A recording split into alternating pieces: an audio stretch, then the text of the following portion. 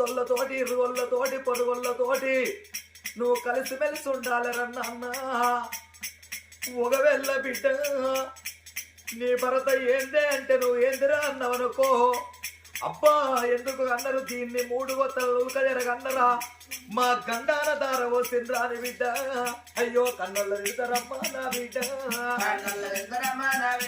అయ్యో కొండల తిడతారమ్మా నా బిడ్డో నువ్వు కత్త చెయ్యొద్దు బిడ్డ నా బిడ్డ అన్ని పనులు చేసి బిడ్డ ఇంద్రావతి అన్ని పనులు చేసి బిడ్డ అందరిని మెప్పించిన్నాడు అబ్బా ఎంత చక్కటి బిడ్డని అన్నవని కన్నా నాకు తండ్రికి పేరత్తది బిడ్డ కొన్నవారికి పేరత్తదే బిడ్డ ఓ బిడ్డ ఇంద్రవాది